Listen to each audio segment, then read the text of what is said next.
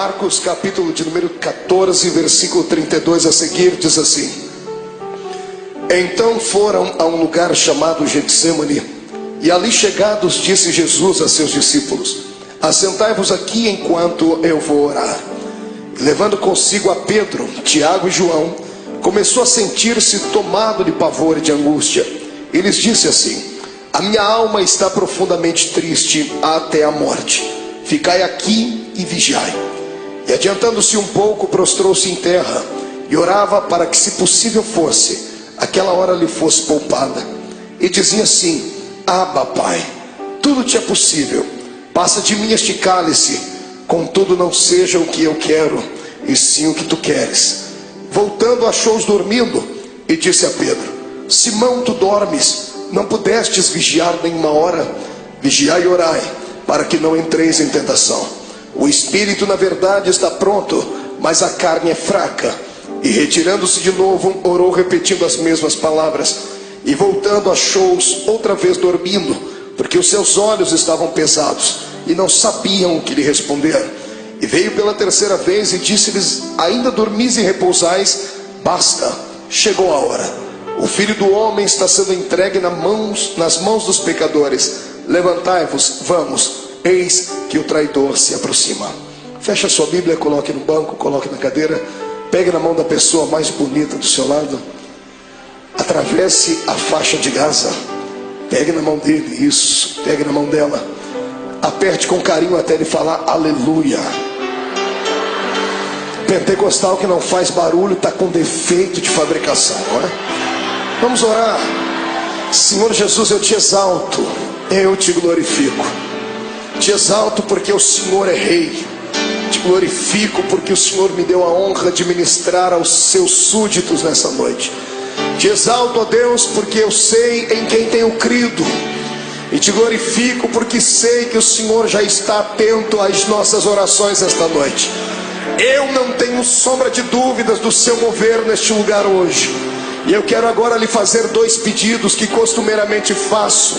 O primeiro é que ao redor da Assembleia de Deus do Bom Retiro, num raio de 5 quilômetros quadrados, onde houver um demônio alojado agora, eu quero dar a esses demônios 5 segundos para desaparecerem daqui. Porque se não sumirem, serão queimados pelo poder da glória do Senhor que vai ser manifesta neste ambiente. O segundo pedido a Deus é um pedido de atrevimento espiritual. Se ainda tem o crédito no céu contigo como pregoeiro da sua palavra, abre a porta do seu palácio sobre nós agora e manda do céu para a terra uma comitiva angelical. Eu quero pelo menos 8 serafins aqui nesta igreja. A palavra serafim significa aquele que arde em fogo. Portanto, Senhor, eu quero 8 anjos de fogo aqui neste templo agora. Quero 2 aqui nesta tribuna, uma à minha esquerda, outra à minha direita. Quero 2 na entrada deste santuário e 4 seres esparramando brasas de fogo na nave da igreja. E onde houver um crente batizado com o Espírito Santo, renova ele, meu Senhor.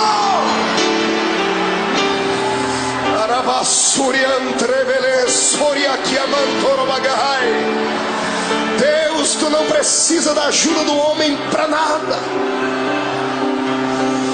Tu és onipotente, Senhor. Então mostra a sua onipotência nesta noite. Abala os nossos corações com a sua unção.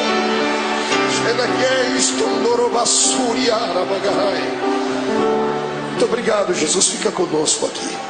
Amém e amém. Erga o dedo indicador para o céu comigo, o dedo de profeta. Aponte o dedo no nariz do seu irmão. Diga para ele: escute aqui. Se você não trouxe lenço, prepare a manga da camisa, a ponta da gravata, do vestido, o que for, porque hoje você vai se derreter na presença de Deus aqui. Quem crê nisso, dê um grito de glória a Deus. Aplausos a Jesus. E tome o seu assento, glorificando o nome dele.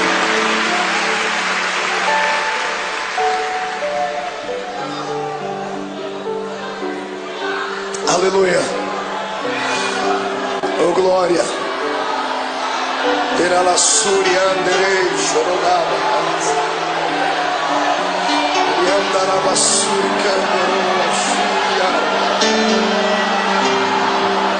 Glorifico, Jesus. Senhoras e senhores, amada noiva do Cordeiro, quando eu abro a minha Bíblia Sagrada no Evangelho de Marcos, no capítulo 14, aqui onde lemos, diante dos momentos que antecederam a crucificação de Jesus, eu tenho uma palavra atualizada para os nossos corações. Certa vez, ouvindo um grande sábio pregador, ele disse algo que na época, talvez pela minha juventude, talvez pela força do ímpeto da juventude, eu achei que ele estava sendo apenas um tanto eloquente no que falava, e descobri anos mais tarde que era uma realidade. Ele dizia que a mensagem da noite, ela depende do estado de espírito daquele que vai transmiti-la. Se o pregador estiver alegre, a mensagem vai ser esfuziante. Se ele estiver melancólico, a mensagem será melancólica, porque o Senhor usa o vaso na situação em que ele está. Você já me viu pregar aqui mensagens daquela que a tampa da chaleira voa lá para cima. Toda segunda-feira tem sido um mar de poder aqui, não é verdade? Quem tem participado, quem tem ficado cheio de Deus, sabe disso. Mas hoje eu quero levar você por outro caminho. Quero convidar você para se entregar a Jesus hoje e permitir que Ele venha moldar de novo o seu vaso. Eu sei que vaso só pode ser quebrado no processo da preparação. Depois que o vaso está pronto, ele não pode ser quebrado mais, porque se for quebrado, terá que ser colado, e mesmo servindo ainda para alguma coisa, vai ficar dentro dele algumas cicatrizes. Eu quero crer que todos nós estamos ainda num processo de formação. Não chegamos ainda à estatura daquilo que Deus quer. Então hoje o Senhor vai despedaçar o nosso vaso e nós vamos sair daqui um pouquinho mais apaixonados pelo Cristo ao qual nós servimos. Amém? Então dê um grito de glória a Deus para estremecer o inferno inteiro. Viver não é fácil. Viver é uma aventura.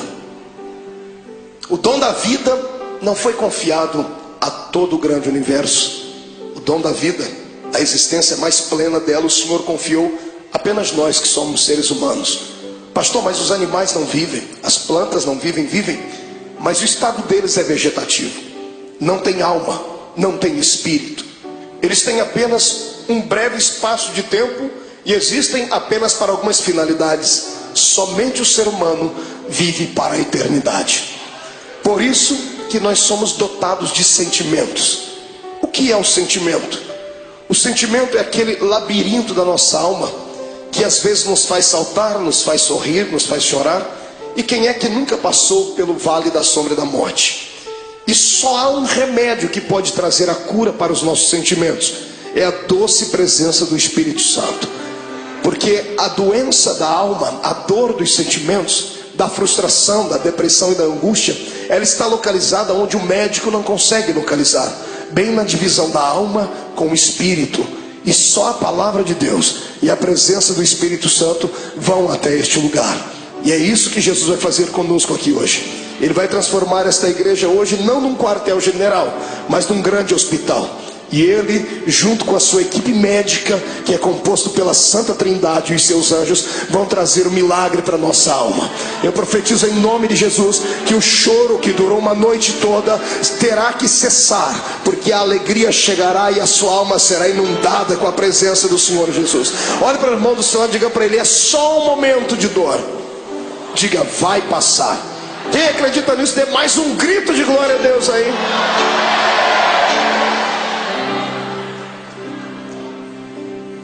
Quando eu olho para Jesus e fico às vezes tentando usar o meu raciocínio humano, por que é que ele veio? Alguns pensam que ele veio à terra apenas para implantar mais uma religião. Não era isso. O mundo já tinha muitas religiões. Já haviam religiões perfeitas aos olhos do homem. Já haviam religiões cheias de legalismo. Já haviam religiões amparadas por um sistema filosófico de poetas, como eram os epicureus. Amados, já havia muitas e muitas igrejas na época. Então a pergunta continua: por que é que Jesus veio à terra? Ele não veio à terra simplesmente por vir, como cantava Raul Seixas em uma música onde ele apontava o dedo para o nosso Salvador e chamava Jesus de ridículo, dizendo que ele não era besta para dar uma de herói. Jesus não foi apenas um herói, não foi apenas um mártir. Ele não saiu do céu apenas para fabular e confabular uma história.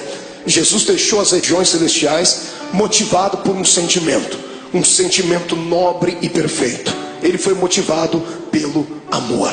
Ninguém entende mais de amor do que Deus. Por isso a Bíblia diz que o amor de Deus foi pleno, porque Ele amou o mundo de tal maneira que deu o seu Filho unigênito, para que todo aquele que nele crê não pereça, mas tenha a vida eterna. Tentando indagar a Deus, fiz isso algumas vezes, perguntando então por que é que Jesus veio à terra, porque o Senhor não poderia usar outras pessoas para que isso acontecesse. O Senhor me disse: você não leu a Bíblia direito, porque desde o Gênesis eu tenho levantado homens para serem exemplos, mas todos eles têm fracassado. Os homens tentaram, sacerdotes tentaram, reis tentaram, profetas tentaram, mas não conseguiram vocacionar o coração do homem para servir a Deus. Era necessário um sacrifício de um animal anualmente, para que o perdão do pecado viesse sobre os seres humanos e eles não fossem condenados e não descessem à morte e estivessem aprisionados por Satanás. Desde o Gênesis até o começo do Novo Testamento, nós temos uma série de dimensões históricas onde Deus tentou confabular com o homem a sua história, ensinar a eles um pouquinho da sua graça, e os homens não pareciam entender. Foi então que Deus teve uma atitude divina. Só alguém que é divino faria isso. A minha Bíblia diz na boca de Paulo que ele, mesmo sendo Deus, não teve por usurpação ser igual a Deus. Antes aniquilou a sua forma divina e desceu na terra e se fez carne. Aqui começa o mistério da minha vida e da sua. Aqui começa uma das explicações para as grandes perguntas da vida, das crises existenciais, que nem Freud conseguiu explicar. Por que é que estamos aqui? Todos nós fazemos parte de um plano majestoso e maior, de um plano que não nasceu na mente de homens, nasceu na mente do Todo-Poderoso Deus. No meio do caminho houve percalços, houve bloqueios, e Deus então, para reconstruir a sua história, o seu plano original, Ele teve que sair do céu e vir ser um entre nós. A minha maior alegria como homem nesta terra, como pregador do Evangelho, não é ter viajado por mais de 40 países do mundo. A minha maior alegria não é passar pelas ruas das cidades e ver um crente me reconhecer, ou saber que Jesus me deu um ministério abençoado. Não, a minha maior alegria se consiste nisso, em saber que eu tenho alguém lá em cima no céu, que para poder entender as minhas fraquezas e falhas, teve que sair de lá e vir experimentar um pouquinho desta vida triste e pequenina dos mortais. Amados, para que eu e você não fôssemos destruídos, destituídos, amassados e jogados dentro de um buraco, Jesus teve que sair lá de cima para tentar compreender a nossa falibilidade. Eu falo isso com propriedade, porque o Deus que está acima do céu nunca pecou, nunca sentiu dor, nunca foi desprezado a ponto de sentir náuseas e vontade de morrer enquanto estava lá em cima no céu. Eu penso que o próprio Deus falava com o Filho e com o Espírito Santo lá em cima, dizendo: por que será que esta raça humana não conseguem ser aquilo que eu quero que eles sejam? Se você pegar o Velho Testamento e ver o pensamento de Deus, se você torcer as páginas do Velho Testamento, vão sangrar, porque o Senhor havia ditado a sua lei. O homem que não pudesse caminhar junto com ele era logo destituído. O homem que não pudesse ser santo era logo morto. Veja o Deus do Velho Testamento trabalhando, abrindo a terra, engolindo homens. Por que é que Deus trazia morte e o terror sobre o seu povo? Pensava ele que aqueles que permanecessem vivos, olhando aqueles que foram punidos, se converteriam, seriam mais santos, seriam mais produtivos. E Deus via que, pelo contrário, aquilo parece que trazia, ao invés de temor, trazia ira no coração dos seres humanos. E alguns, por pura rebeldia, tratavam logo de desmerecer a Deus e de serem inimigos dele. O Deus do Velho Testamento tentou, ele fez de tudo que estava na sua mão para fazer, e até o ponto dele chegar no céu, sentado no trono, e dar um grito sobre aquilo que Isaías escreveu no seu livro, gritando bem alto: e agora? A quem eu enviarei? E agora quem há de ir por nós? Porque na terra não tinha ninguém justo o suficiente. Os homens não aceitaram o Deus Jeová, aquele que quando vinha em cima de uma nuvem, fazia tremer os seus montes, fazia os seus relâmpagos engrandecer o coração dos homens, e os homens não aceitaram. Então o Senhor está no céu, tentando encontrar uma nova maneira de atuar, e a maneira foi aquela mais talvez não pensada, mas que chegou a chocar o próprio Deus. O seu filho, sentado à sua direita, se levanta e diz: Pai, está chegando a hora então de nós tomarmos uma atitude divina, está na hora de fazermos algo transcendental, está na hora de eu deixar o meu trono e virar homem de carne e ser um como eles são, para eu poder entender o que eles passam, para eu poder saber o que é que leva esses seres humanos a chorar, a sentir dores, porque é que eles têm tanta facilidade em se curvar diante dos problemas, porque é que eles ficam deprimidos. E é isso que Jesus faz. A transferência do céu para a terra não foi apenas um ato da legalidade divina, foi um ato imortal de Deus. Deus se fez carne para vir aqui entender a minha vida e a sua vida. O que eu acho mais lindo é que Ele entendeu. Ele passou pelos mesmos vales que nós passamos, Ele passou pelas mesmas sombras que nós passamos, e o mais importante, Ele venceu. Ele deu para nós o exemplo dizendo: é possível passar pelo vale e se levantar lá na frente, é possível andar de cabeça baixa, mas daqui a pouco erguer a sua cabeça, porque o ser humano é imagem e semelhança de Deus. Eu não prego nessa noite para um público comum de derrotados, eu prego para homens e mulheres de carne e osso, mas que tem uma essência divina dentro deles. Eu olho para fora e vejo a embalagem, mas o conteúdo desses que me ouvem é um conteúdo transcendental. O Deus eterno que criou o universo pela força do seu poder e pelo poder da sua palavra o sustenta, habita dentro desse homem e dessa mulher que está aí do seu lado. Quem acredita nisso, ergue a mão para cima e glorifique a Deus.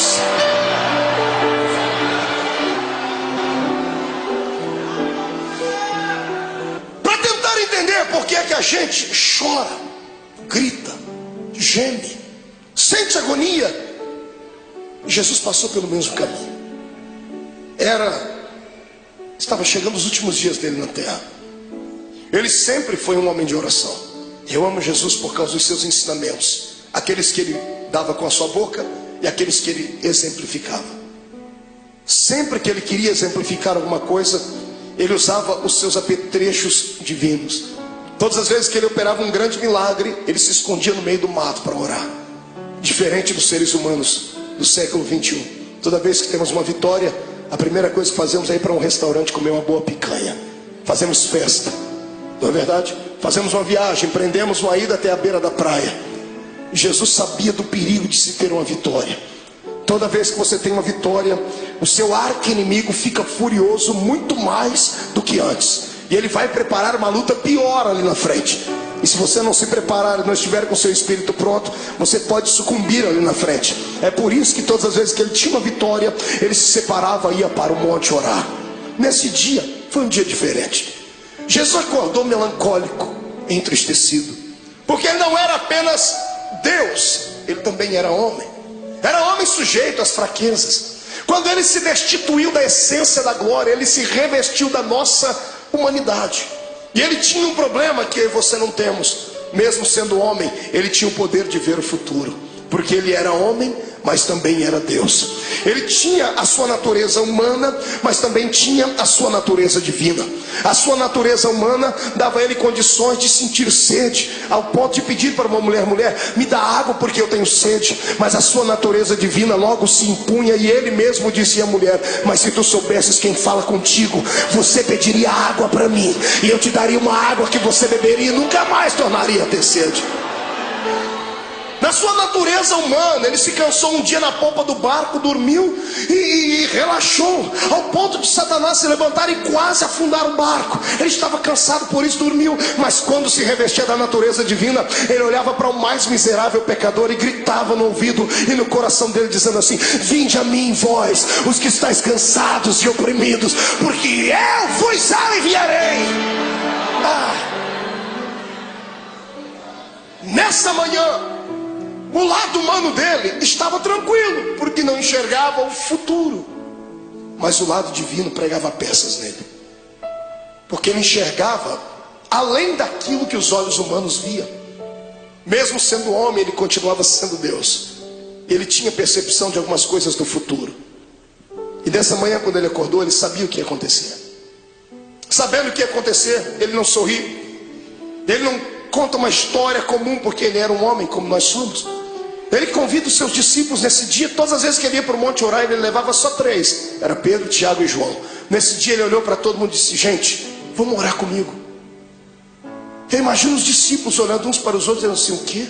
Jesus está pedindo oração para a gente? Ele está pedindo para a gente acompanhar ele até o monte para orar. E ele foi. Quando ele chegou naquele monte e dobrou o joelho, todos eles dobraram o joelho junto com ele e começaram a orar, ou começaram a rezar, eu não sei. Repetiram as palavras que ele havia ensinado. Ninguém conhecia Deus a fundo. A religião deles antes de Cristo era uma religião canalizada em rituais humanos, em dogmas falíveis. Talvez eles não sabiam conversar com Deus na intimidade com a qual Jesus falava. Por isso Jesus os ensinou a oração do Pai Nosso. Mas ele pediu para que eles orassem com ele, porque ele estava abatido naquele dia. E tendo orado, eu penso que, não sei se você passa por isso, mas eu passo. Quando eu estou muito angustiado, quando eu estou muito atribulado, eu preciso gritar. Eu preciso desestressar. Eu subo um monte que tem na minha terra e tem uma árvorezinha lá. Eu já falei dessa árvore para todo mundo, tem isso gravado em fitas. A árvore sofre comigo quando eu estou passando pelo vale, porque eu encho ela de tapa. Eu desestresso orando e dou uns tapas. Não que a árvore tenha nada a ver com o meu problema, mas é assim que eu me desestresso.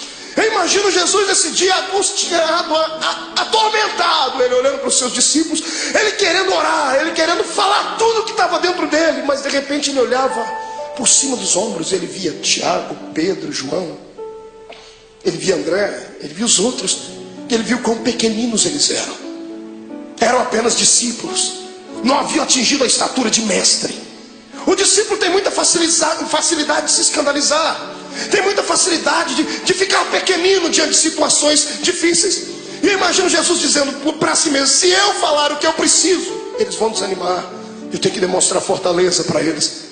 E Jesus não aguentando mais, ele precisava orar. Ele levanta a cabeça, levanta da oração, deixa todo mundo orando. Ele pega 3 entre os 11 que foram, porque Judas não foi com ele esse dia, Judas ficou. Tinha só 11 com ele. Ele levanta e chama os 3 mais chegados dele. Ele bate o nome de Pedro, Tiago e João, disse: meninos, vamos orar comigo. E para eles ele conta o que está acontecendo. A minha alma está angustiada. Você consegue ouvir isso da boca do seu Deus? Ou você acha que isso é um privilégio só seu? De sentir dores, de chegar em dias dentro da sua casa que dá vontade de morrer, dá vontade de entrar dentro do quarto e fazer uma besteira? Ou você acha que porque você é crente, você está bem guardado e você tem anticorpos espirituais suficientes para te proteger de toda avalanche do mundo? Não, você é um ser humano. A diferença entre o ímpio e o justo não é vista somente nessa terra, será vista na outra. Mas a minha Bíblia diz que da mesma sorte que sofre o ímpio, sofre o justo. A diferença não é em sofrer, a diferença é em como sofrer. O ímpio sofre desesperado, dá um tiro na sua orelha, fuma droga, injeta, bebe muito, até cair no chão, porque assim ele alivia a sua dor. Nós que somos crentes não fazemos isso. Mas quando temos os nossos problemas, nós entramos dentro do quarto e tomamos um chazinho da raiz de Jessé, e o Espírito Santo vem acalentar. É só assim que a gente passa pelo vale. Eu estou te mostrando o seu Deus em agonia. É bonito falar do Jesus andando em cima das águas, é lindo falar sobre ele multiplicando os pães, é poderoso falar sobre ele se transcendendo no Monte Tabor diante dos seus discípulos e falando com Moisés e Elias. É lindo ver o nosso Senhor abrir os olhos dos cegos e dizer ao morto de 4 dias: sai para fora. Mas eu quero ver se há beleza em ver o seu Deus dizendo assim: eu estou sentindo pavor, eu estou angustiado, eu preciso de amigos íntimos. Jesus está aqui dando um exemplo para nós. Quando passarmos pelo vale, precisamos ter alguém do nosso lado, precisamos de amigos. O que vale na nossa fé cristã é isso, que nós temos pessoas que nunca vimos antes, mas depois de 5 minutos de conversar já chamamos ela de irmão. Eu sei que tem muitos aqui que são colegas, mas existem alguns amigos, poucos, mas são. Quando você passar pelo vale da sua alma, não passe sozinho, não faça besteira. Peça para Jesus preparar alguém para que você possa desabafar, contar os seus problemas. Peça para Ele colocar uma pessoa certa, não um traíra, não uma pessoa que vai abusar depois do seu problema e lhe chantagear. Peça para Ele preparar alguém que tenha o mesmo espírito que você tenha e que te ame não pelo que você é, não pelo que você tem, mas por aquilo que Deus te fez. Jesus pega os seus melhores amigos e sobe com eles um pouquinho e diz assim: eu estou angustiado. E eles estão orando, e Jesus começa a orar, e ele começa a tremer, porque os olhos dele visualizavam aquilo que os olhos naturais não viam. De repente ele levanta e deixa os três e diz assim: gente, ora por mim, porque eu vou entrar aqui no meio desse mato agora, que eu vou rasgar minha alma. Eu imagino Pedro, Tiago e João olhando um para a cara do outro, dizendo assim: esse não é o nosso Cristo. Cadê o homem de Fortaleza que pega o chicote, espanca os homens que estão na beira do templo? Ele está melancólico, ele está entristecido, ele está fragilizado. Pedro, Tiago e João enxergam isso nele. E eu imagino eles olhando a figura de Jesus entrando dentro do horto, dentro do jardim, dentro do Getsemane. Interessante, era profético. A palavra Getsemane significa prensa do óleo. E ele, oliveira verdadeira, estava indo lá para ser prensado, para que o óleo do seu espírito viesse sobre a terra. Ele foi moído para que nós pudéssemos ser reconstruídos. Ele chorou naquele dia para que nós pudéssemos sorrir hoje aqui. Ele sentiu dores naquele dia para que as nossas dores fossem aliviadas. E é por isso que eu te convido agora a dar um belo glória a Deus, porque Ele merece tudo isso.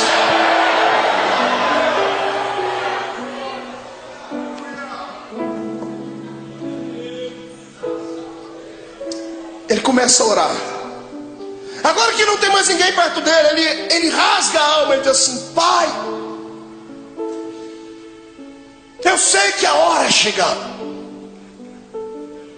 mas o meu lado humano não está aguentando. Então eu vou fazer um pedido ao Senhor. Se der, Pai, passa de mim esse cálice. Se der, risque esse momento. Se der, me priva de sentir aquilo que eu já estou vendo que vou ter que sentir. Quando Jesus ora desse jeito, é posto uma vírgula na sua oração. Se levantam dois reinos do lado dele nesse momento: o reino de Deus e o reino de Satanás. Os anjos se calam no céu, o próprio Deus está em silêncio no céu olhando. Os demônios estão fazendo figa, estão torcendo, dizendo assim: se ele não for até o fim, não tem salvação. Se ele não for até o fim, o plano está mais uma vez destruído. E Satanás está lá orando para si mesmo, pedindo para que todos os poderes das trevas viessem trazer uma nuvem negra sobre Jesus naquele dia. E quando Jesus diz: Pai, se for possível, passa de mim esse momento, esse era o lado humano. O lado divino dele sobrepõe. E ele abre os olhos. E se como homem ele enxergava apenas o jardim naquela noite, se como homem ele enxergava apenas as árvores, o céu que devia estar escuro e o vento soprando, se como homem ele enxergava apenas pedras e relva, como Deus ele enxergou além de tudo aquilo. Ele enxergou além das pedras, além da relva. Ele enxergou além do tempo. Ele enxergou além dos séculos. Ele enxergou além do espaço. E sabe o que ele viu? Você.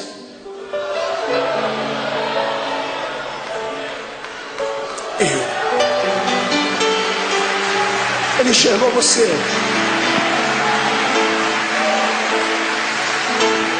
Sabe como ele te enxergou? Não como um super-homem, como uma mulher maravilha, bem trajado dentro da religião, cheio de poderes, de status, não. Ele enxergou você sofrendo no seu quarto. Ele enxergou você chorando pelas ruas de São Paulo, desempregado.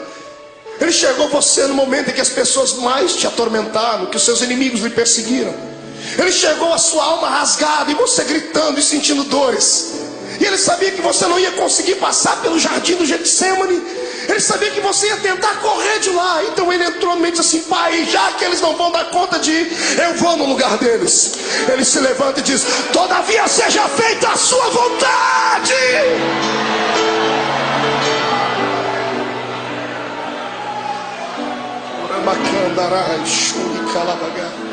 Feche seus olhos por um momento. Eu sinto que a noite deste dia vai ser diferente. Não sou só eu que estou passando pelo vale, estou sentindo dores. O Senhor está me dizendo que tem pessoas que entraram aqui gemendo hoje. Tem pessoas que essa segunda-feira perdeu sentido para ela. O feriado não teve alegria nenhuma. Tem gente aqui dentro que sequer conseguiu dar um glória a Deus. Não é porque não queria, é porque a sua alma está mais atormentada do que tudo. Veio buscar aqui hoje, nessa noite, um escape. Tentou enxergar aqui uma luzinha no fundo do túnel. Em nome de Jesus, como profeta do Deus vivo, eu profetizo que o tempo de cantar chegou. Os espíritos de tormento, os espíritos de acusação, os espíritos que provocam o seu espírito e te deixam abatido, chegaram até a porta do templo, mas tiveram que voltar. Quando eu fiz a oração inicial, eles tiveram que recuar 5 quilômetros. E eu te dou uma palavra de Deus: eles não vão voltar. Você vai sair daqui hoje de cabeça erguida, sorridente, alegre, de paz, cheio de Deus. Vai entrar na rua da sua casa com a coroa da vitória. Você não é um derrotado, você não é mais um. Você nasceu para a vitória. Quem acredita nisso, adore ao Senhor.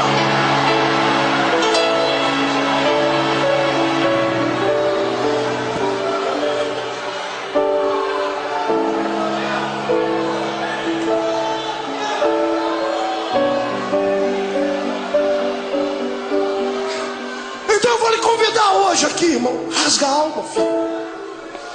Chora. Vomita tudo que está dentro da sua alma, põe para fora. Porque você não é um super-homem. Não se autoflagele.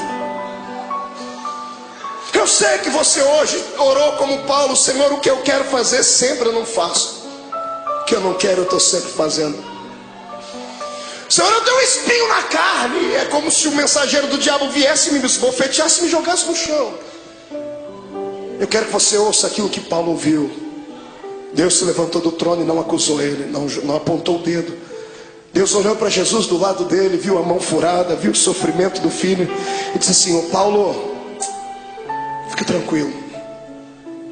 Como, Senhor? Eu estou angustiado. A minha graça te basta. Senhor, não é o suficiente, então eu vou preencher agora. O meu poder se aperfeiçoa na sua fraqueza. A matemática de Deus é diferente.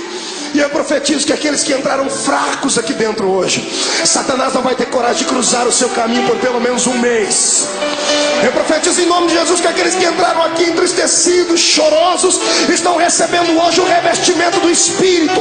Vão sair daqui armados até os dentes. Eu digo aos demônios: caiam fora da vida dos servos de Deus, porque o poder do Senhor se manifesta.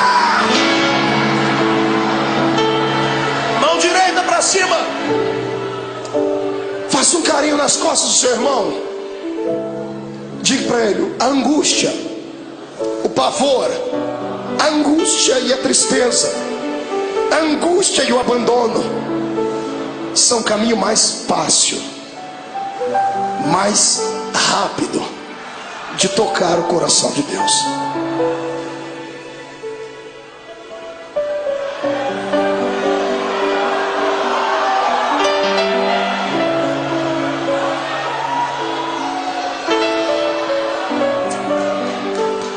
Era a adversidade. Meu sogro me ensinou uma frase que ele deve ter ouvido em algum lugar, eu já citei ela algumas vezes: que não há bem que sempre dure, e também não há mal que nunca acabe. Tudo na vida tem um ponto de equilíbrio. A vida da gente é igual às 4 estações do ano. Alguns estão sorrindo do seu lado porque estão vivendo o verão na vida deles. O sol da justiça está alto, está brilhando sobre ele, está corando a sua pele, por isso que o irmão está sorridente. Outros estão vivendo a primavera da sua existência, estão florindo, estão frutificando, estão crescendo. Em contrapartida, outros entraram no outono, começaram a perder as folhas, começaram a perder o colorido. E difícil saber que alguns entraram pelo caminho do inverno, estão sucumbindo, estão tendo que buscar água nas profundezas dos lençóis mais profundos da terra, estão tendo que se curvar diante de tudo. Mas a bênção é que tudo é um ciclo. Depois do inverno vai vir o verão de novo. Calma, é só um tempo. Na minha vida e na sua, tudo o que acontece, ou acontece porque Deus mandou, ou porque Ele permitiu. Satanás não tem esse poder que nós pensamos que ele tem de vir e manipular a nossa existência. Eu sou entregue a Cristo e você também. O mais fraco aqui entre nós é capaz de catar Satanás pelo chifre e esfregar o focinho dele no chão, porque ele não tem mais solução. Para mim e para você, por pior que seja o ato cometido, se puderes hoje inclinar não os joelhos em terra, mas sim o coração diante de Deus, o sangue de Jesus Cristo cobrirá todos os seus erros e você ficará mais alvo do que a alva-neve.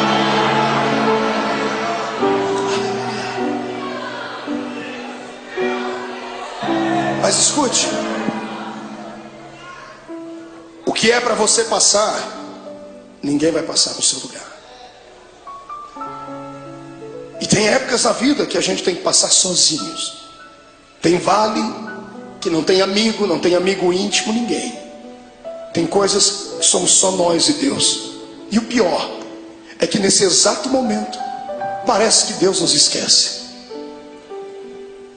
Eu não sei o que é pior: a correção de Deus ou o silêncio dele. O silêncio, quando você grita e lá do céu vem uma resposta assim: psss. Jesus estava sentindo assim aqui. A alma dele estava contrita. Ele chegou no ápice da vida de um ser humano. Ele levanta daquele horto tremendo, suando sangue. Eu fui estudar isso à luz da ciência. A ciência diz que é raro, mas é possível. Por que é que uma pessoa chega a transpirar sangue? A ciência diz que quando a pessoa está passando por uma agonia muito grande, o seu metabolismo fica todo alterado. 3 coisas podem acontecer. Primeiro, ela pode sofrer um infarto no miocárdio, porque a adrenalina correndo pelo seu corpo, o coração não dá conta de bombear tanto, o sangue pode explodir.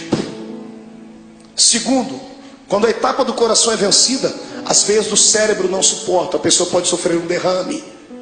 Terceiro, quando é vencida a etapa do coração e da mente, aí os poros se dilatam e o sangue que está sob pressão dentro do corpo, ele sai pela pele. Como Jesus não podia morrer de ataque cardíaco, nem podia morrer de derrame cerebral, porque a cruz estava preparada, o sangue dele saiu pela testa, pelos poros. Eu queria que você imaginasse a afeição do seu Cristo quando ele passou a mão na testa e viu o sangue. O lado humano dele deve ter se contorcido, mas era preciso passar por aquele vale, era preciso ir até o fim. Ele levanta dali como um vitorioso. O reino das trevas está abalado porque acharam que ele ia parar naquele momento. Ele levanta e pega os discípulos dormindo. Que decepção. Mas ele sabia que eles eram fracos. Ele olhou para os discípulos, acordou e disse assim: nem uma hora pudestes velar comigo? E os discípulos já correm e dobram o joelho. Jesus diz: não, agora é tarde. Eis que o Filho do Homem será entregue na mão dos pecadores. Quando ele acaba de fazer isso, eles ouvem passos de uma multidão de homens que vem vindo. Tochas acesas vêm iluminando o caminho deles, liderado por alguns homens da religião judaica. E no meio da multidão Jesus viu um rosto conhecido, o rosto de um dos seus discípulos. Esse discípulo vai dar um beijo em Jesus. E aqui eu começo a aprender com Jesus coisas lindas, coisas que nós não aprendemos com o ser humano. Quando Judas dá um beijo nele, Jesus era tão amável, ele acreditava tanto no poder que ele tinha de envolver as pessoas, ele tinha tanta pena da alma do ser humano, que quando Judas lhe beijou, ele já sabia o motivo. Ele poderia ter expulsado Judas. Imagine você sabendo que uma pessoa que com um beijo ela vai lhe levar à morte. O que você faria? Esmurraria ela? Arrancaria a cabeça dela? O que é que você faria? Pois Jesus olhou para ele depois do beijo e disse assim: amigo. Jesus não era hipócrita, nem falso. Mesmo Judas traindo ele, disse: você ainda é meu amigo. Essa palavra vem de encontro àqueles que durante essa semana traíram Deus. Traíram Deus com seus atos, traíram Deus com as suas palavras, negaram Jesus com seus feitos. Porque eu creio que eu não estou pregando aqui para uma assembleia de homens puros e mulheres purificadas. Porque se todos aqui fossem santos à estatura que pensam, não estariam sentados nesse banco, estariam voando com os anjos aqui. Eu sei que estou pregando aqui para gente que passou pelo vale, porque o meu Deus não fala com quem está ausente, Ele fala com quem está presente. Mas Jesus manda dizer que Ele está apaixonado pela sua fé, está apaixonado pela sua coragem. Você caiu, veio aqui se arrastando com a boca no pó, mas crendo no que está escrito, que o justo pode cair até 7 vezes, mas o Deus que Ele serve, de todas elas o colocará de pé.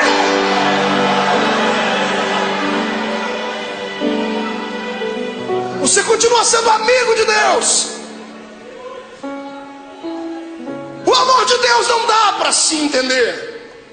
O amor de Deus tem que ser aceito. Não fomos nós que o escolhemos, foi Ele quem nos escolheu. E quantas vezes você já fez essa pergunta: por que o Senhor me escolheu, Deus? Por que você acha que Deus te escolheu, irmão? Pela sua força? Pela sua oratória? Pelo seu talento de cantar? Você acha que Deus olhou para você e disse: não, esse aqui eu vou poder usar, então eu vou investir nele, e o outro que não prestava ele não investiu? Não foi nada disso. Deus olhou para você e alguma coisa em você atraiu Ele. Não foi você que foi buscar Deus em uma igreja, foi Ele que trabalhou no seu coração em casa, usou o testemunho de alguém. Deus queria você, mas a palavra final foi sua: eu vou. Quando você disse vou, o Senhor disse: pronto, eu escolhi, agora Ele veio. Você foi escolhido por Deus. Escute, deixa eu dizer uma palavra, que isso aqui vai quebrar esse demônio que te atormenta, vai acabar com a sua depressão. Escute: nenhum ser humano pode surpreender Deus. Não há nada que você faça, não há nada que você pense, não há nada que você aconteça que você vai deixar fazer Deus ficar assim: nossa, o meu filho me espantou. Porque Deus conhece tudo. Você nunca vai surpreender Deus. É por isso que eu me apoio nessa palavra, para nunca sair dela. Porque o diabo, ele só sabe falar do passado. Ele só sabe acusar você do que você fez, do que você cometeu antes de entrar dentro dessa igreja hoje. Ele só sabe apontar o dedo para você e metralhar você, dizendo assim: você foi isso, fez isso e aquilo. É por isso que eu prefiro ficar com Deus, porque Deus não fala do passado. Todas as vezes que Deus olha para você, sabe o que Ele fala? O seu futuro. E lá no céu, imagina Ele acotovelando Jesus, está vendo aquela filha lá? Olhe lá na frente e veja o que eu vou fazer com ela. Está vendo aquele homem? Olhe lá na frente e veja o que ele será. Porque Deus não é como caranguejo que anda olhando para trás. O Senhor está na nossa frente. O Senhor está além das suas fraquezas. O poder do Senhor está além da sua humanidade. O poder de Deus está além dos seus complexos. É por isso que eu te convido nessa noite: saia de dentro da prisão que está a sua alma. Deixa o Senhor hoje sacudir as portas desta prisão e arrancá-las para fora. Deixa Deus mostrar para você que mesmo amarrado em um tronco, com os pés amarrados, todo ensanguentado, você ainda tem um cântico nos seus lábios, tem uma arma tônica nos seus lábios. Enquanto você cantar, as muralhas vão cair. Eu convido você hoje a saltar para dentro do território dos vitoriosos. Yes, adore o seu Deus.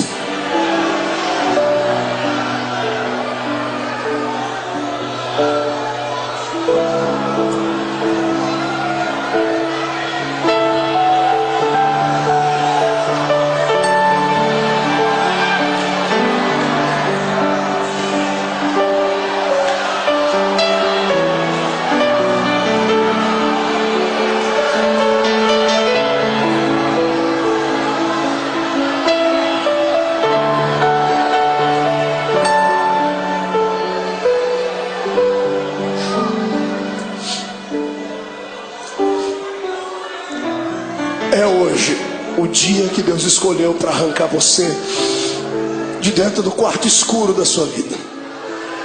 Os espectros do passado que te sondam, os demônios que encontraram uma brecha, vão ter que serem rápidos para saírem, porque se não saírem serão destruídos. Eu vejo a força de Deus chegando para dentro de você.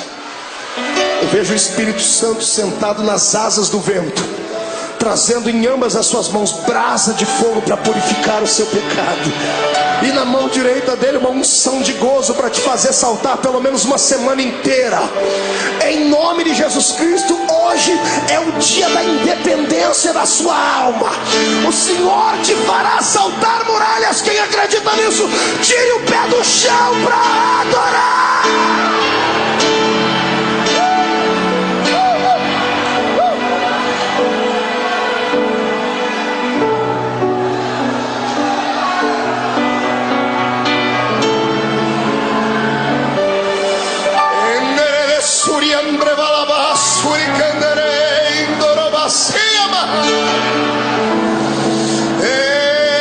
Adore a Deus, cante um hino de vitória e vem agora para perto do altar. Curve o seu coração, porque Deus te fez dar. A Assembleia de Deus do Bom Retiro nessa noite será impactada aqui, porque é um Deus lá em cima que olhou para mim e olhou para ti. Venha do céu agora a sua unção e encha os meus irmãos. Receba em nome de Jesus Cristo agora.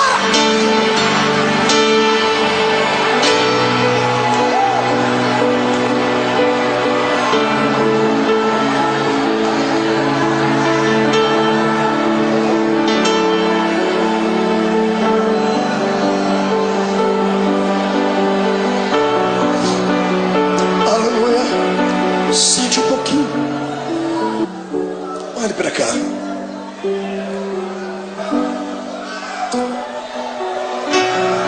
Tem um santo católico. Ele foi canonizado pelos homens, mas o exemplo de vida e de fé dele impactou um tempo. Chamava-se São Francisco de Assis. São Francisco de Assis fez uma oração, e uma frase da sua oração eu peguei para mim, para orá-la sempre que eu estou passando por problemas. Ele disse assim: Deus, dá-me forças para suportar aquilo que eu não posso mudar. Gravou ela aí? Peça isso para Deus. Dá-me forças para suportar aquilo que eu não posso mudar. Tem coisas na vida que não dá para mudar. O filho que foi embora não volta mais. A doença que dizimou parte do corpo não tem como retroceder. O abandono, a tristeza, muitas vezes não tem como retroceder. Então peça para Deus te dar força para suportar. O que importa é em como enfrentar esse dia de dificuldade. É em como você vai enxergar o seu jardim. Você pode enxergar o seu jardim como sendo o ápice do abandono de Deus, ou pode enxergar o seu jardim como sendo o pódio da coroação da sua vida. Depende da maneira como você foi para lá. Jesus foi preparado para o jardim. Por isso ele orava antes, incessantemente. Por isso ele buscava Deus. Por isso ele passou 40 dias no deserto em jejum, porque ele sabia que a missão dele era grande, como a sua é. Sabe por que você está querendo parar? Porque você não se preparou.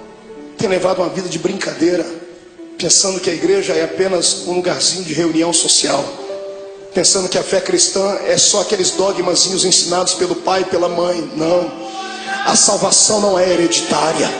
A salvação é pessoal, é uma experiência com Deus. Busque a sua experiência nessa noite. O Senhor transmutará esse coração de pedra num coração de carne, trará alegria para dentro da sua vida, e você vai ter força para viver. Lá está ele. Olha o Senhor Jesus sendo preso. Quando os homens vêm prender ele tinha passado uma noite de oração. Às vezes eu tenho pena, entre aspas, dos demônios, porque eles vêm atormentar quando a gente está fraco na carne, mas o espírito está forte. Os homens chegam e Jesus pergunta para eles: a quem buscais? E eles dizem: a Jesus. Naquele momento ele não falou como homem, ele falou como o Deus lá do Êxodo. Ele olhou para eles assim: eu sou.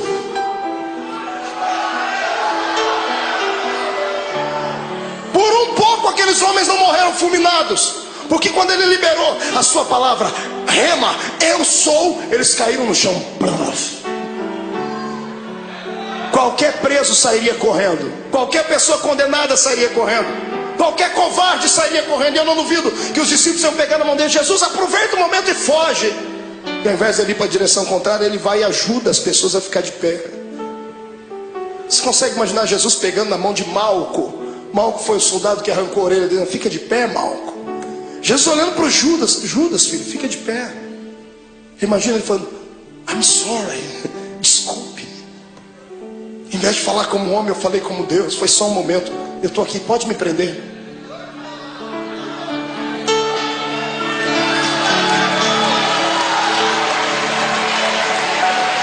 Me prenda. Eu imagino que os próprios soldados que foram prender Jesus se assustaram. O quê? Me prenda, eu estou preparado. O que eu estou fazendo agora vai trazer uma mudança no planeta Terra. O momento de sofrimento agora trará algo na eternidade jamais visto, nunca visto. Se o grão de trigo não morrer, ele vai viver para sempre na solidão. Mas quando ele morre, ele gera outros. Precisam de um cordeiro? Eis-me aqui, vamos lá. Eles podem não amar-me o suficiente, podem não ter orado comigo à noite, podem ter me negado, podem ter me vendido, mas eu os amo. Aleluia. O amor de Deus é o amor ágape. Você já conhece isso, é cartilha dos crentes. Amor eros, amor filos e o amor ágape. Amor eros é de homem para uma mulher, o amor filos é de mãe para filho, filho para pai. O amor ágape é o amor de Deus, é o amor puro, é o amor que se ama sem esperar nada em troca. É o amor que Paulo falou lá na sua epístola aos Coríntios 13, é o amor que tudo suporta.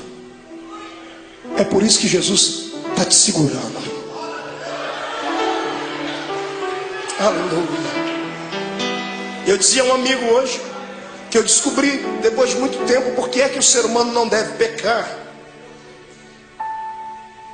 O ser humano não deve pecar simplesmente porque existem leis na Bíblia dizendo que ele não deve pecar. Deus não odeia você porque você peca. Deus não quer te destruir quando você erra, não é isso. É que Deus é Pai. E Deus sabe que todas as vezes que você peca e erra, você se arrebenta. Todas as vezes que você faz alguma coisa errada, é você quem se machuca. E qual pai quer ver o filho machucado? Qual pai quer ver o filho ferido? Está entendendo? É por isso que o Senhor não quer que você erre. Você burle a lei.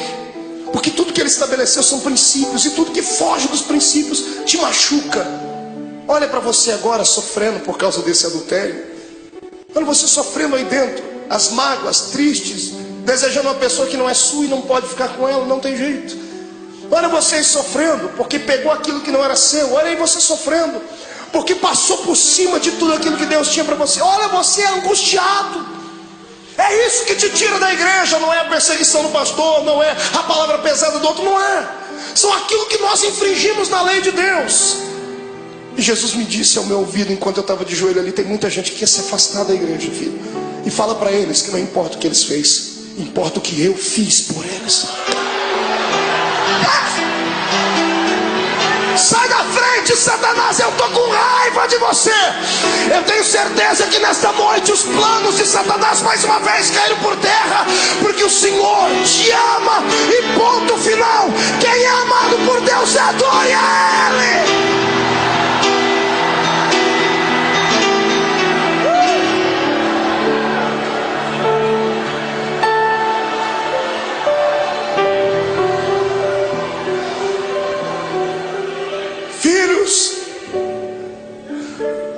A rejeição, a cruz, a agonia, vocês não vão suportar, eu suporto por vocês.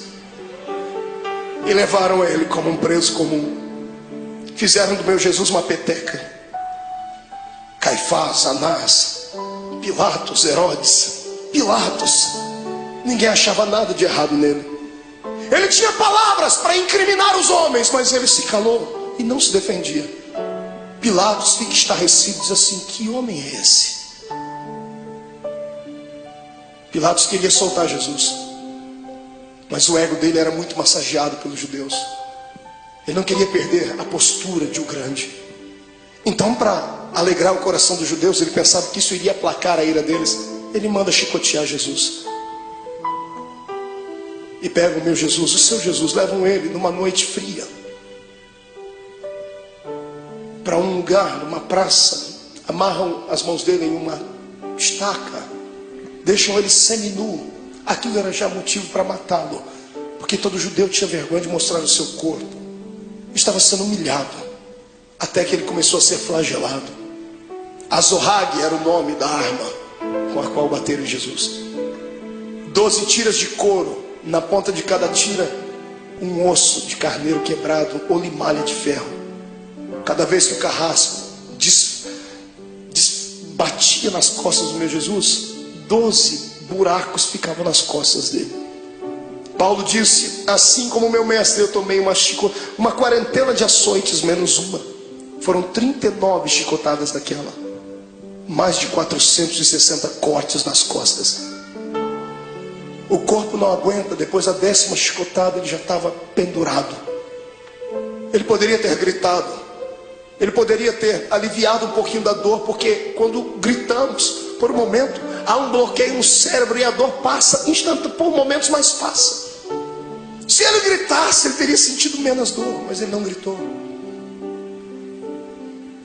Ele aguentou calado, porque sabia que você não ia aguentar. Sabia que eu não ia aguentar. Eu também, irmão, eu também. Eu também.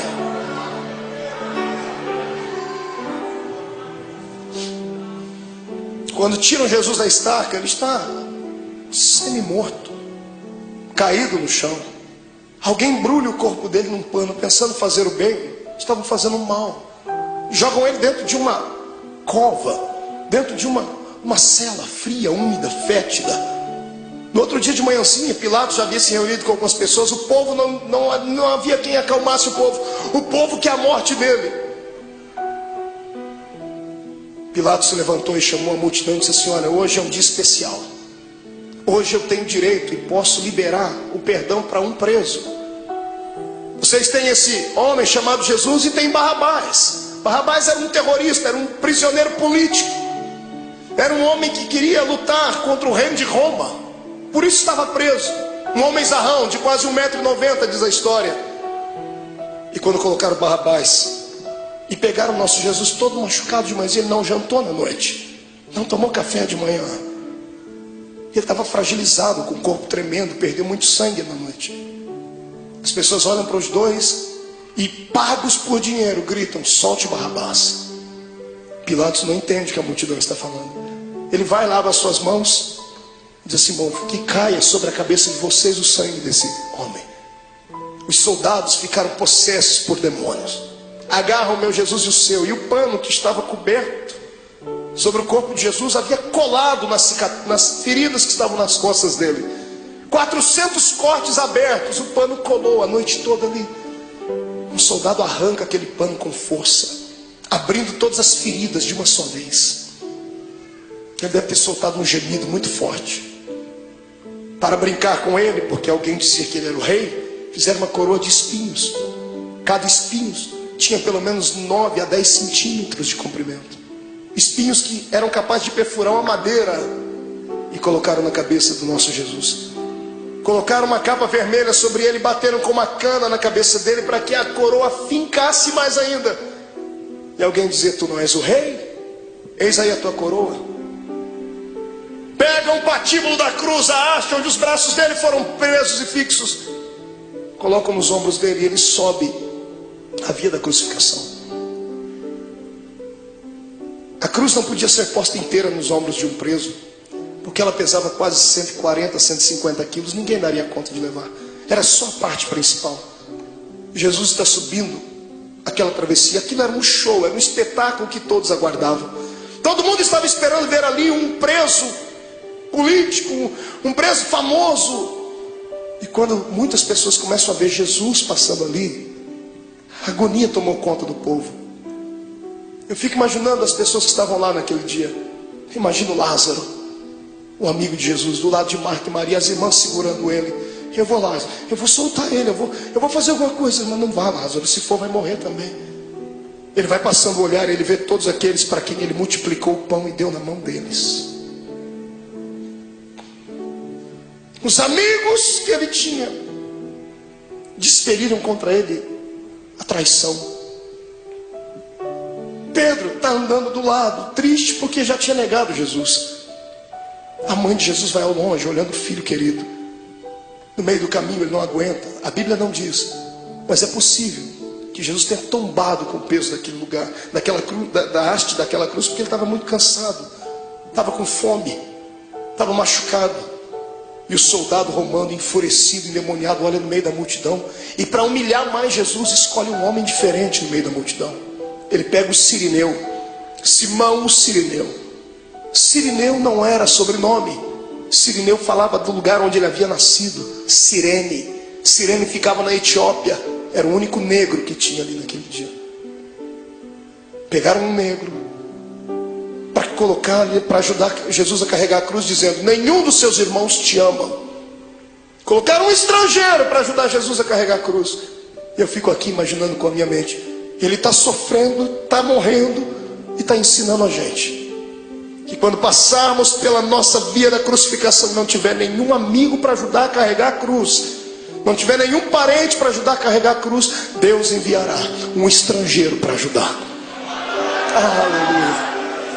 E o mais lindo é que o estrangeiro já está do seu lado, o Espírito Santo. É Ele quem te ajuda a carregar a cruz. Está sentindo Ele aí, irmão? É por isso que está ficando mais leve a cruz. Eu não oro para que Jesus tire essa cruz dos seus ombros, mas eu peço para que Ele te dê força para carregar ela até o fim, porque vamos trocar as cruzes que nós temos por coroas do céu. Aleluia.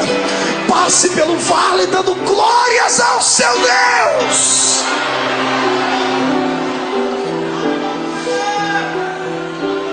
Sobe comigo.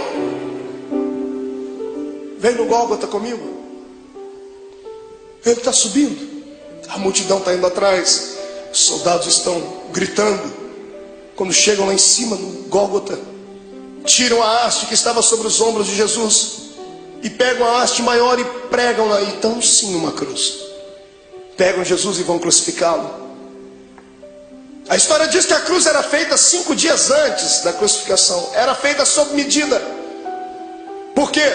Por causa do tamanho e o peso do preso. Era feita sob medida porque antes de pregarem o preso já havia um lugar próprio para cravar o prego. Já fazia um buraco na cruz para que facilitasse a entrada do prego.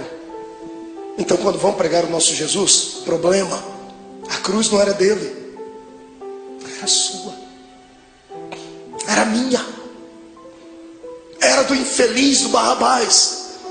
E os pecados de Barrabás, os meus e os seus, eram muito maiores do que tudo já imaginado. Os pecados da humanidade inteira.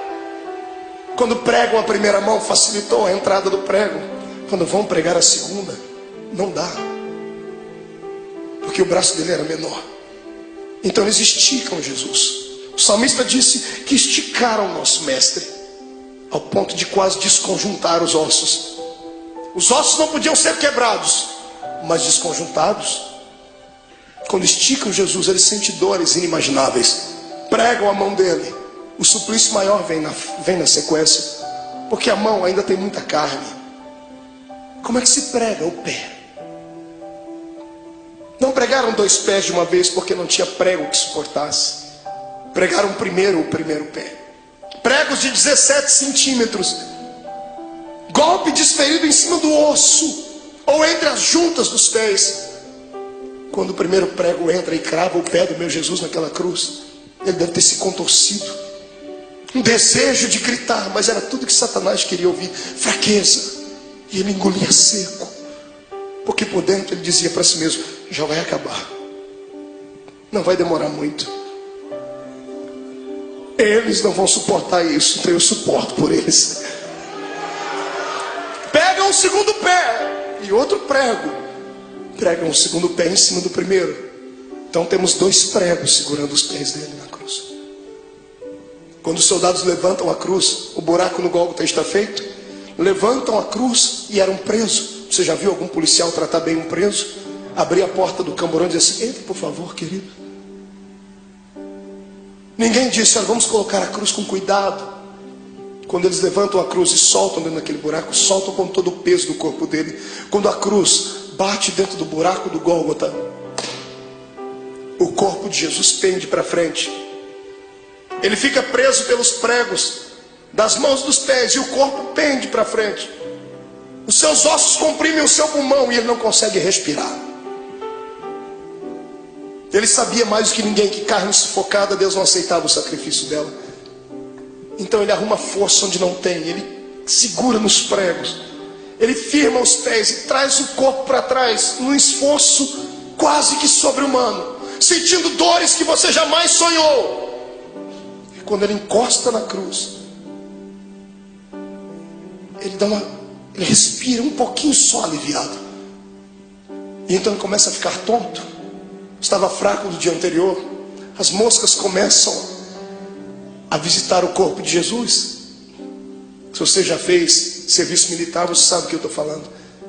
Quando você está diante de todo o esquadrão e um maioral está passando perto de você, você não pode nem se mexer. Posição de sentido. Os mosquitos voam em volta do nariz, dá vontade de colocar a mão, mas não pode.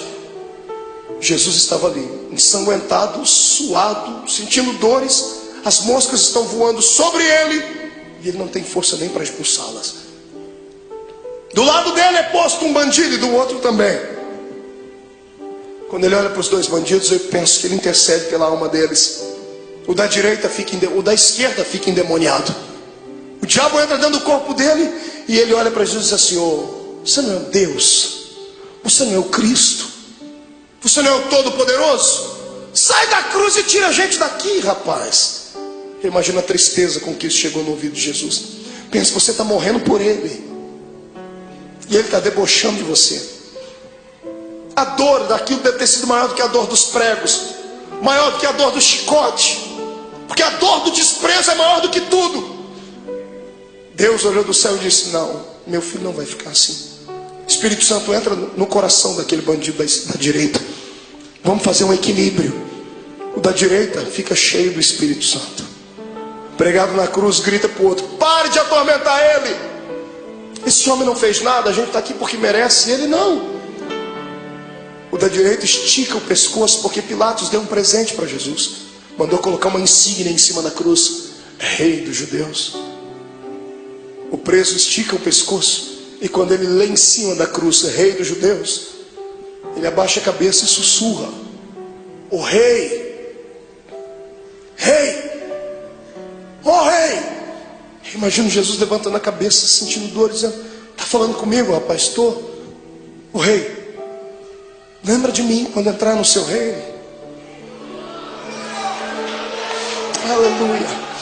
Eu imagino Jesus dizendo: eu penso, conjecturo: o que, filho? Lembra de mim quando entrar no seu reino. Eu acredito que você é rei. Lembra de mim. Eu imagino Jesus dando um sorriso no meio do sangue, no meio da dor, e dizendo para si mesmo: valeu. Pelo menos um acreditou. Jesus olha para ele antes dele desfalecer e diz: moço, ainda hoje você vai cortar as faixas, vamos inaugurar o paraíso juntos. Eu e você, ainda hoje estarás comigo no paraíso.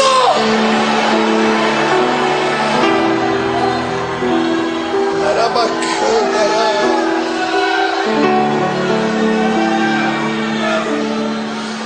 Incline a sua cabeça. Derramado em meu coração, não sei como agradecer-te o que tu tens feito a mim. Eu Eu só posso dar-te agora a minha canção. Quem pode cantar comigo? Norte,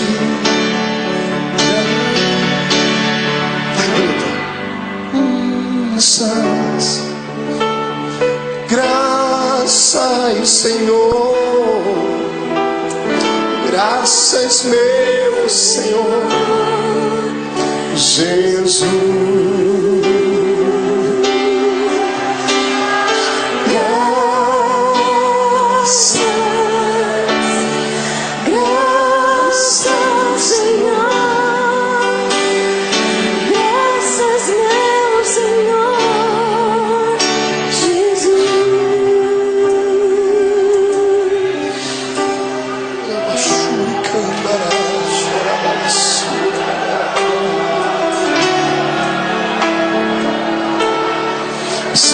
Diante do seu Deus, crente.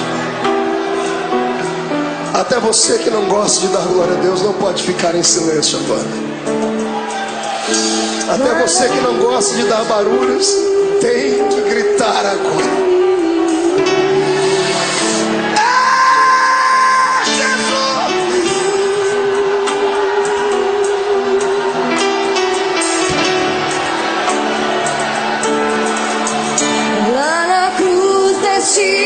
Tua vida, entregaste tudo a mim, vida eterna me entregaste ao morrer.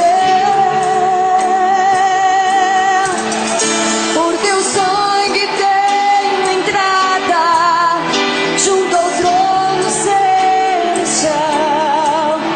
Posso entrar confiantemente ante a ti.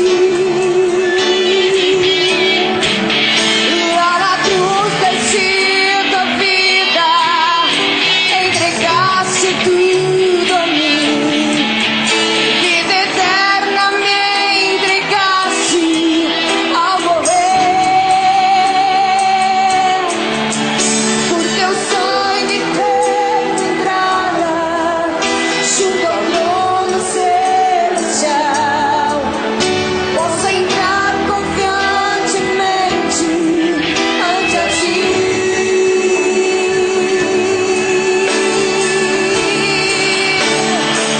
Para dar-te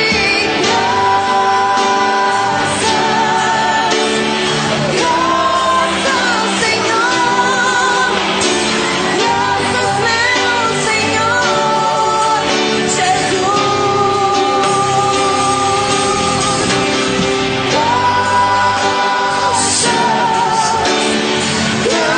Graças, Senhor, Graças, meu Senhor Jesus. Calamanto, balabassu, Ereixo e Andaramagai.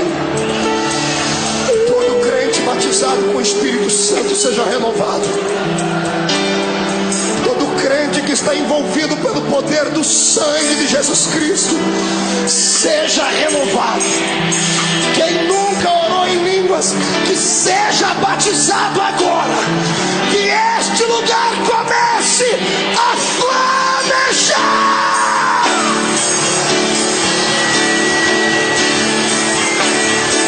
Para dar-te graças, Senhor, graças, meu Senhor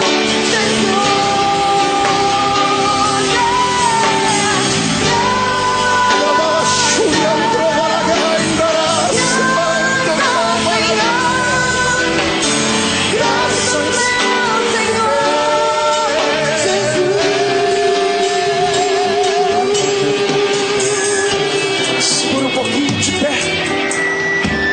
Pegue na mão do seu irmão. Oh Deus.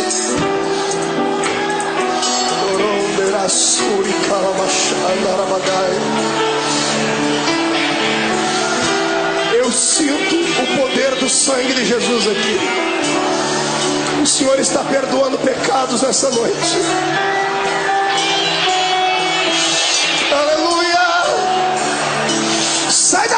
de Satanás, estamos em guerra.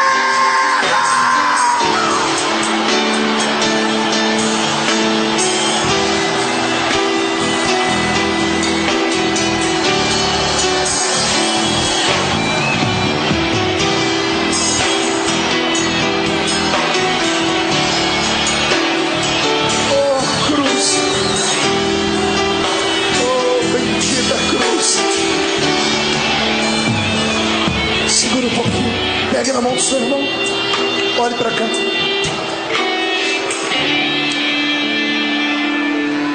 A agonia dele continuava. Chegou uma hora que ele olhou para o céu. Como homem, ele enxergava só as nuvens, o sol. Mas de repente, como Deus, ele olha para o céu e ele não vê nuvens. Ele olha para o céu e não vê pássaros. Ele vê o trono, Rubens. Quando ele vê o trono, ele vê o pai dele. Só que o pai dele está de costa. O pai virou as costas para ele. E no momento de dor, de muita agonia, ele disse: "Ô pai, por que tu me abandonou?" Quantas vezes você já falou isso, crente?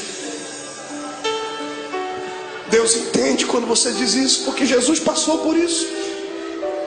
Não é que Deus estivesse feliz com o sofrimento do filho. Se Deus continuasse olhando, ele ia arrancar Jesus daquela cruz, Joel. E se ele arrancasse Jesus da cruz antes dele morrer, Deus ficaria derrotado. Deus poderia ter destruído a terra, mas ele preferiu virar as costas para não ver. E o lado humano de Jesus sentindo dores, mas o lado divino dentro dele dizendo assim: já está acabando, aguenta mais um pouquinho, segura. A morte está lá com as garras da mente de Jesus, tentando arrancar o espírito dele, e ela não consegue, porque ele não tinha pecado. A morte estava inofensiva. Ela era acostumada a carregar para dentro do inferno pecadores. Mas como arrancar da terra um homem que nunca pecou? Eu imagino a morte dizendo: desse eu não dou conta. Eu imagino Jesus levantando o rosto para cima e dizendo assim: eu vou te ajudar, morte. Onde está o teu aguilhão, ó morte? Onde está o teu poder que não consegue levar um homem fragilizado uma noite inteira? Eu te ajudo. Quem diz que a morte matou Jesus não sabe da verdade. A morte não matou Jesus, foi Jesus que se entregou para ela. Você é muito fraca, morte, então eu vou te ajudar. Eu me rendo, eu entrego meu espírito, consumado está.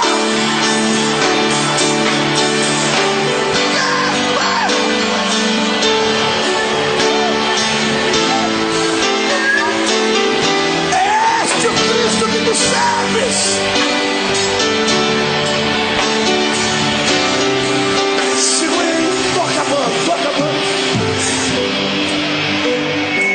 Escute.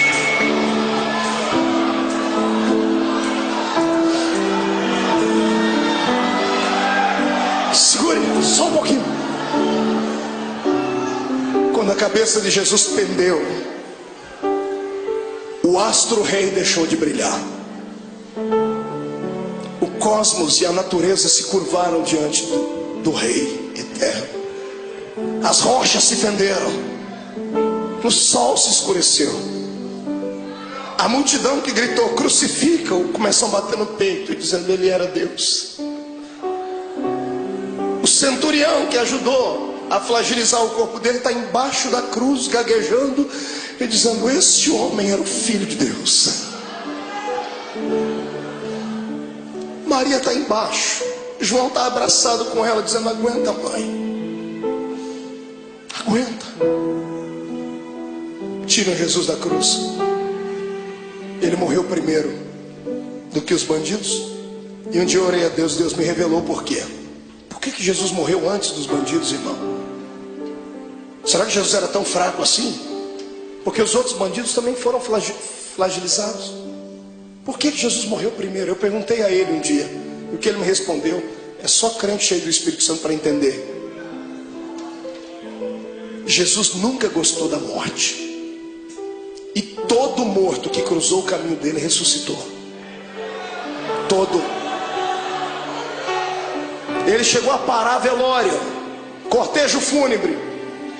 Jesus nunca gostou da morte porque ele era Deus. Ele sabia que o homem não foi feito para morrer. Toda vez que a morte cruzou o caminho dele, ele parou ela. Nesse dia, para não ver os dois morrerem antes, ele falou: eu vou morrer primeiro, porque se eles morrerem eu vou ter que ressuscitar eles aqui. Perto de mim ninguém fica morto. Aleluia.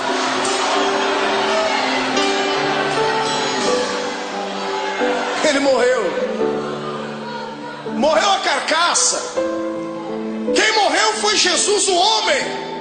Mas o Cristo que estava dentro dele não podia morrer, porque Deus é eterno.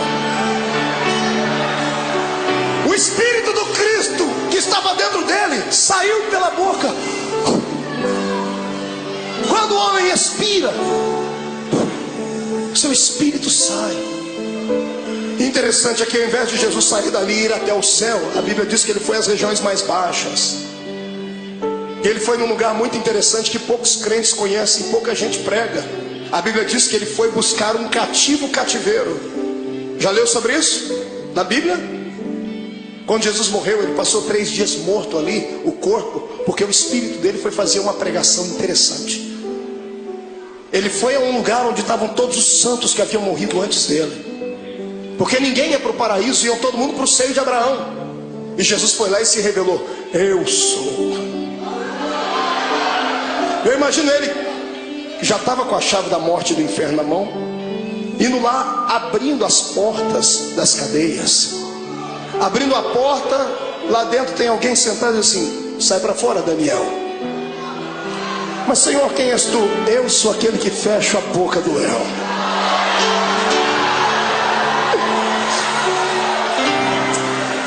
Sai para fora, Jeremias. Quem é o Senhor? Eu sou o oleiro e você continua sendo vaso. Vai na porta. Sai para fora, Ezequiel. Quem és tu, Senhor? Esqueceu de mim? Eu sou aquele que mediu as águas para que você entrasse nelas. Águas de vida, águas que purificam, sou eu. Jesus vai na cela de um homem chamado Manoá. Quando ele abre a porta: sai para fora, Manoá.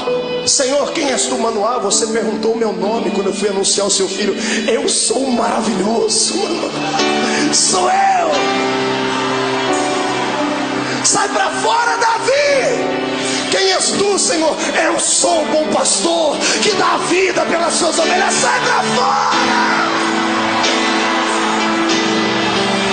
Sai para fora, Ananias, Misael e Azarias. Senhor, quem és tu? Eu sou o 4º homem da fornalha de fogo. Sai para fora.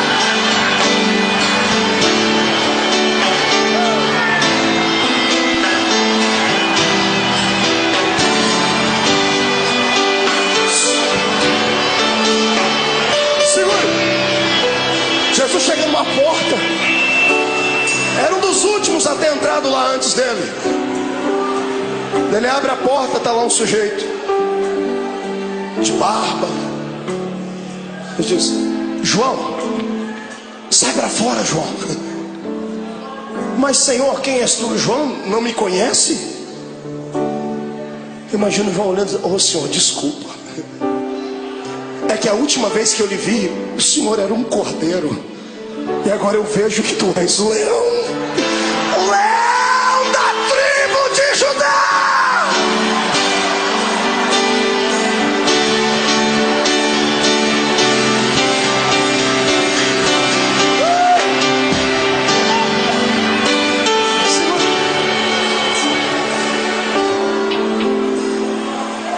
Momentos antes disso acontecer, Jesus fez uma visitinha lá na casa do diabo.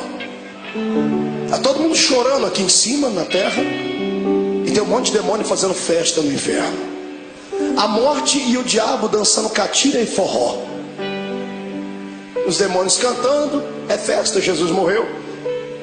Quando Jesus morreu, eles esperavam que ia cair uma pedra em cima da cabeça deles. Quando Jesus expirou, eles, ai, mas não aconteceu nada, então vencemos.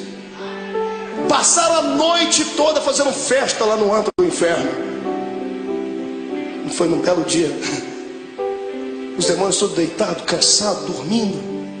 Eu imagino, a escuridão do inferno começa a receber luz. Ele vem, e não vem andando, vem flutuando dentro daquele lugar.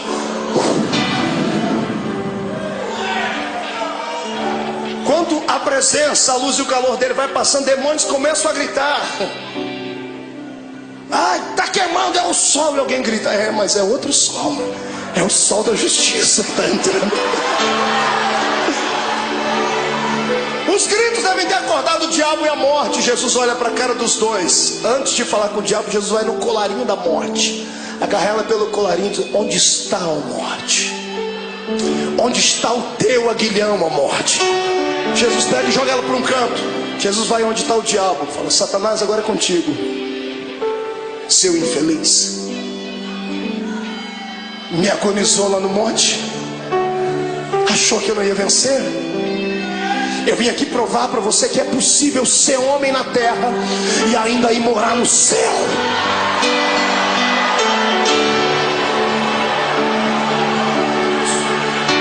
Eu imagino o diabo com as duas mãos aqui, ó. Imagina Jesus, o que você está fazendo, ô cão?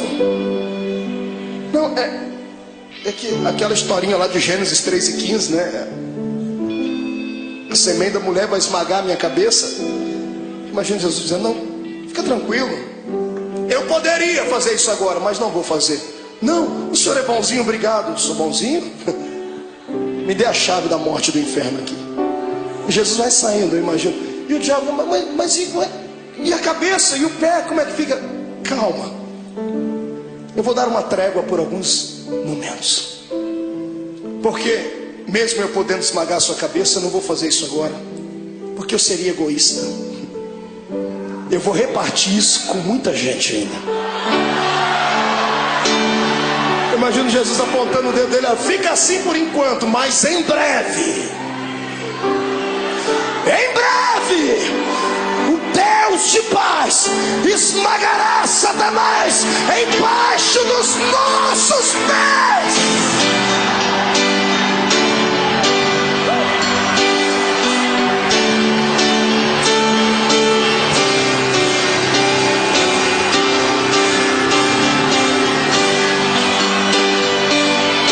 Segura, vamos encerrar.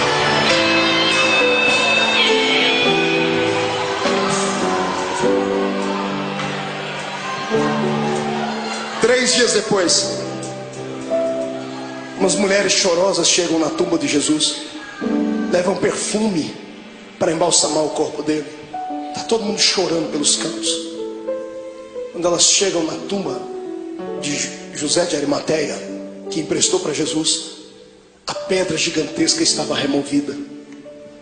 Desesperadas, elas pensam que alguém roubou o corpo de Jesus. Quando elas entram lá dentro, no meio de duas pedras tem dois homens de branco. Os homens estão sorrindo, um sorriso angelical. Um dia nós vamos vê-los.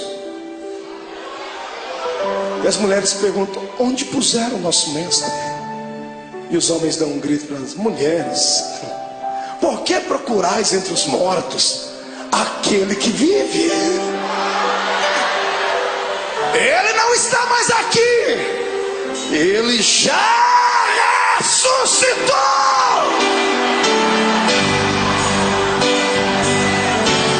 Vou te dar um conselho. Passe a quinta-feira da angústia. Chegue na sexta-feira da crucificação e não se entrega. Se segura, porque o domingo da ressurreição vai chegar. E Deus manda dizer que essa noite foi transformada no domingo da sua ressurreição. Eu quero saber onde estão aqueles que estão passando por uma sexta-feira de dor, estão passando pelo vale, estão sofrendo, sentindo angústias, estão com vontade de deixar tudo, não aguentam mais as perseguições, não aguentam mais passar pelo vale da sombra e da morte, e querem que o domingo da ressurreição chegue logo. Vem, irmão, vem aqui à frente, vem correndo que eu vou orar por você. Vem, você não está sozinho. Eu estou passando por esse vale também. Eu estou passando por esse vale. Vem, se chora mesmo, derrama as últimas lágrimas. Viver é assim. Hoje a gente perde, mas amanhã a gente ganha. Hoje a gente está embaixo, mas amanhã vamos estar por cima. Hoje foi despedido, mas o Senhor vai abrir uma porta de emprego amanhã. O coração está apertado porque está sozinha, está sozinho, foi traído, foi abandonado. Calma, o Senhor tem bênção para lhe dar. Ele já preparou, mas ou Ele vai trazer de volta o que foi, e se aquele não prestar mais, Ele vai preparar outro. Ninguém perde com Deus. Ele só pede para você ter paciência. Segura um pouquinho, grite, mas não murmure. Se jogue no chão, mas não perca a fé, porque em nome de Jesus Cristo, o domingo da ressurreição está chegando. Diga comigo, em nome de Jesus. Toda angústia, toda dor, todo sofrimento, tudo aquilo que me atrapalha de servir a Deus, toda frustração, todo sentimento de abandono, eu ordeno, venha para a palma da minha mão. Agora, feche a sua mão. Diga comigo, a minha sexta-feira da crucificação já foi. Hoje é o domingo da minha ressurreição. Levante a mão para cima, eu vou contar até 3. Você vai jogar no chão e vai pisar em cima. 1. A vitória é sua. 1,5. Hoje o Senhor te transporta para o reino dos vitoriosos. 2. A sua casa será impactada pela ressurreição de Deus. 2,5. Satanás é um derrotado, com um D maiúsculo. 2,75. É o dia da sua liberdade. 3. Jogue no chão, piso em cima.